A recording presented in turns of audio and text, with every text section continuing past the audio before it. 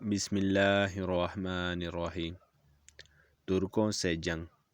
یہ بات پہلے گزر چکی ہے کہ علامات قیامت میں وہ جنگیں اور معرکے بھی شامل ہیں جن کے بارے میں نبی اکرم صلی اللہ علیہ وآلہ وسلم نے خبر دی ہے، اور یہ جنگیں مسلمانوں میں آپس میں بھی ہوگی اور دوسری اقوام کے ساتھ بھی۔ انہی میں سے مسلمانوں اور ترکوں کے درمیان برپا ہونے والا ایک معرکہ بھی ہے۔ یہ معرکہ عہد صحابہ کرام رضی اللہ تعالی عنہم میں خلافت بنی امیہ کے اول میں واقع ہو چکا ہے۔ اس میں فرزندان اسلام نے ترکوں کو نہ صرف شکست دی بلکہ ان سے مال غنیمت بھی حاصل کیا۔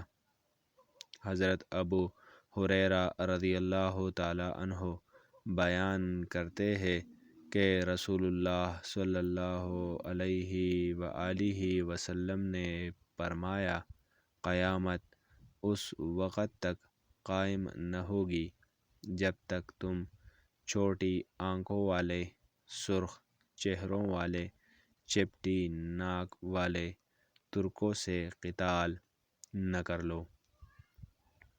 ان کے چہرے گویا ایسی ڈالیں ہوگی جن پر چمڑا لگایا گیا ہوتا ہے۔ قیامت قائم نہ ہوگی جب تک تم ایک ایسی قوم سے قتال نہ کر لو جن کے جوتے بالوں والی جلد سے بنے ہوگی۔